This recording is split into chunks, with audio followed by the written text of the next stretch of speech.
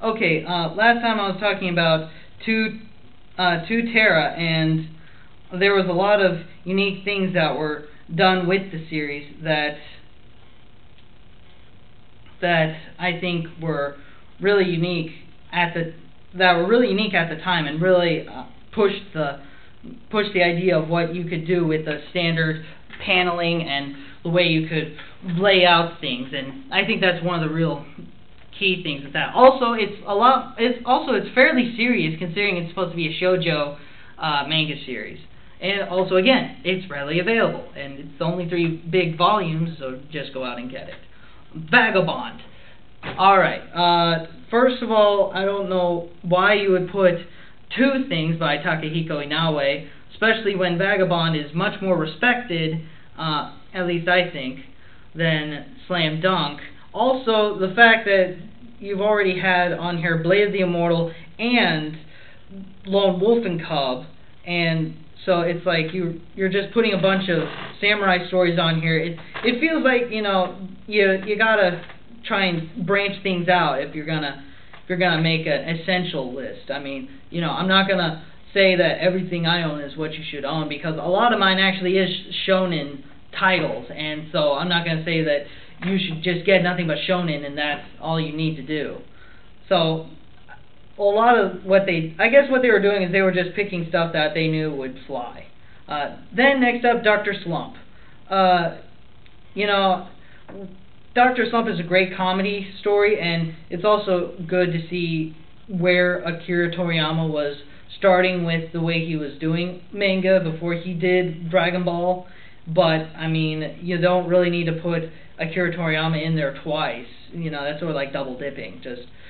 They could have picked something else, like maybe Cromartie High School or something besides Dr. Slump, just for something to mix it up. But I guess Dr. Slump is more kid friendly, and so it would be more interesting to get these titles that more people would be able to enjoy, I guess.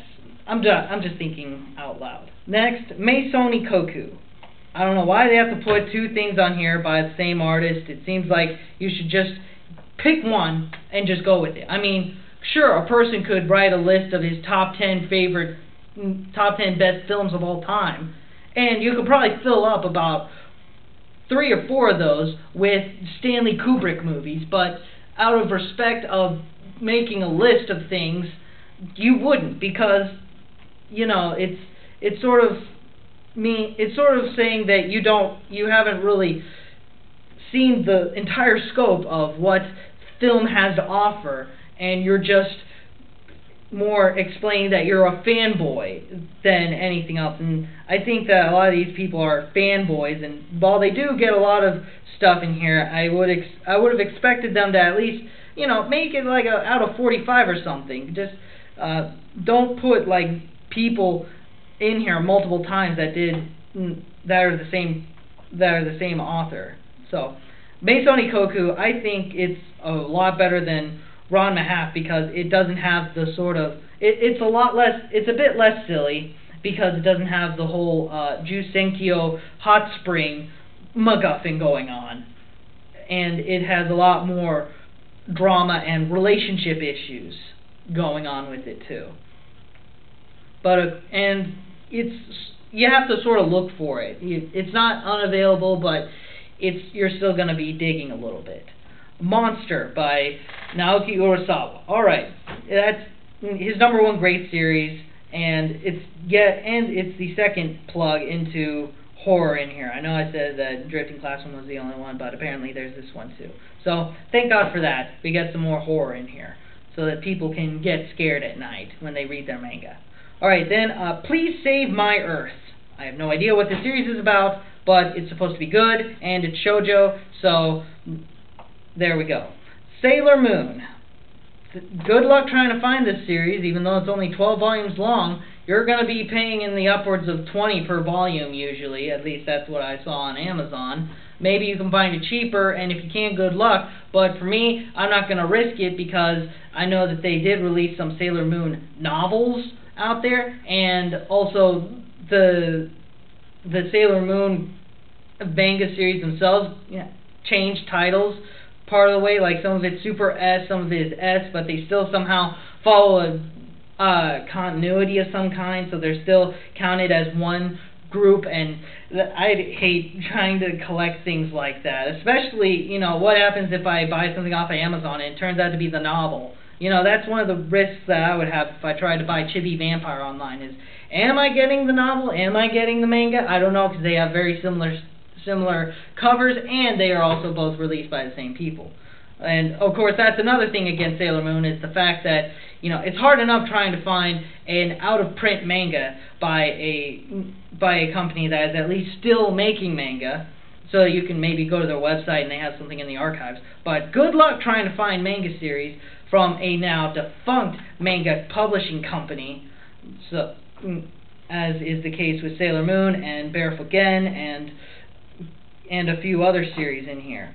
So that's all 50 of them. And again, I'm sort of surprised that I even have about half the series on this list, considering that some of these series also were never translated in America. And I think, if out of 50, I think that about 40 of these are really deserve to be on the list. And I mean, there's nothing wrong with them. I just wish that maybe they could have fit Berserk in there, because that is a more popular title. Maybe they could have fit some more obscure things in here, lesser known titles.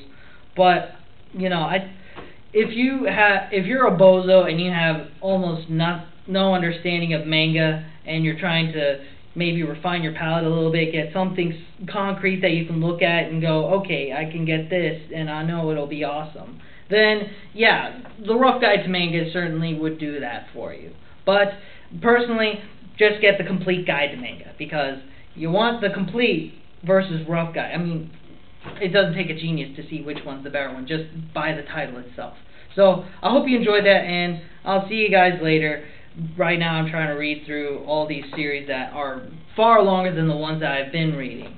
So I hope you enjoyed this, and I'll see you again soon. Bye-bye.